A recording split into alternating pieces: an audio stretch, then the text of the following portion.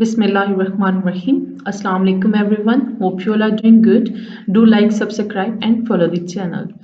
This is the second part of the database lecture. The link to the first one is given in the description. In the first lecture, we defined databases as a collection of organized and related data files, or in other words, tables. Let's see databases in some more details. DBMS or aka database management system. So database is management system is a software system for creating, organizing and managing the databases. It provides an environment to the user to perform operations on the databases of like creation, insertion or deletion or updation or even retrieval of the data. A set of programs to access the interrelated data. The DBMS, in other words, Database Management System, contains information about a particular system. DBMS is a kind of a computerized record-keeping system. It provides convenient environment for the user to perform certain operations such as data creation, insertion, deletion, updation, retrieval of information are all different tasks that are performed on the DBMS by the end user.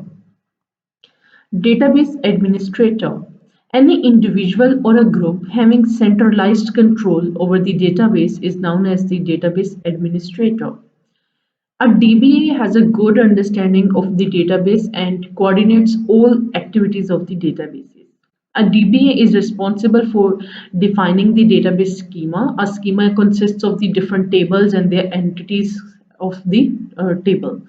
A DBA defined the storage structure and access different modifications and granting user authenticities or authorities to access the databases, monitoring the performance and responding to certain changes or keeping the log of the database changes, etc., are all the responsibilities of a database administrator, aka DBA. Database system architecture: the journey from big mainframe to PC has also evolved the database and its architecture as well. A database architecture can be divided into three different classes: a centralized database management system architecture, a client server architecture, and a distributed database. Let's read them in a bit of details. So a centralized DBMS, it's a traditional form of the database management system. All of the data and the functionality and the applications are located on a one singular machine, and access to that machine is via the communication links. So in this picture right here, the enterprise database is stored in a one singular centralized machine, and all of the other PCs or computers are accessing the database via some communication links. This is called centralized DBMS. The client server DBMS. It involves a client and a server. Client are different laptops or PCs or workstations, whereas server are powerful computers that can manage files or printer, emails, or etc. Client and server interacts via some application server or application program or maybe user interface, etc. So this is client server database management system. Then we have distributed database management system. It's a decentralized functionality type database management system. The functionality is distributed among many computers. Storage computers are at different geographical locations. So for example, we have a centralized database, a main database, then each machine have its own fragment of the database that is required for that particular machine to process. DBMS advantages. A DBMS advantages includes the controlling of the data redundancy. Data is recorded in only one place in the database and it is not duplicated anywhere else. The data consistency. Data item appear only once and the updated value is the immediately available to all the users. Control over. So control over concurrency in a computer file-based system in updating one may override the values recorded by the other. Backup and recovery procedures. So in DBMS, backup and recovery procedures automatically create the backup of data and restore data if required. Just like in your WhatsApp, Data independence. Separation of data structure of the database from application program that uses the data is called the data independence. Database management system disadvantages. The disadvantages are such as the cost of hardware and software. Processor with high speed of data processing and the memory of large sizes are required for an efficient DBMS. The data conversion costs.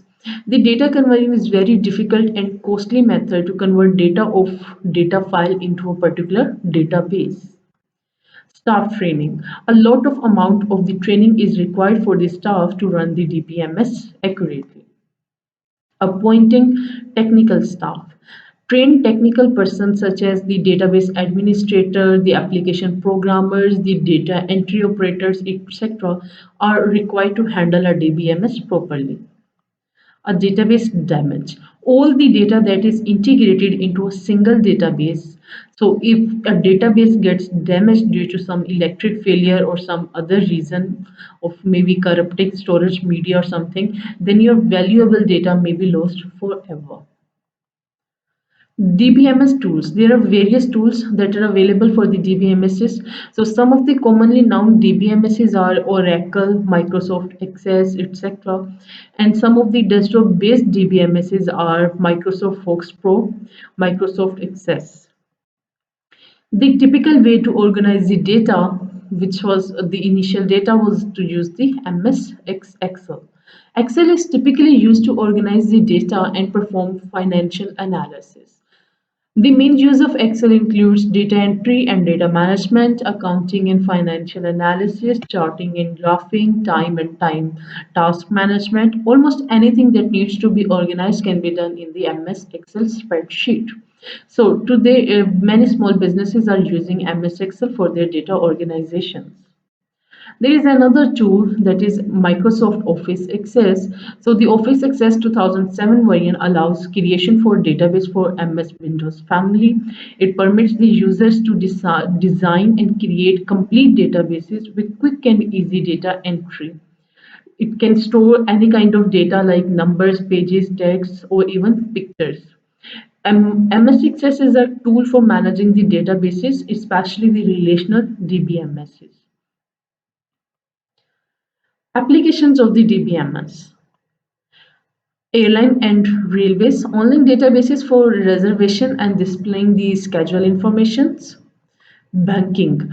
Banking databases performs the customer inquiries, accounts, loans, and other transactions.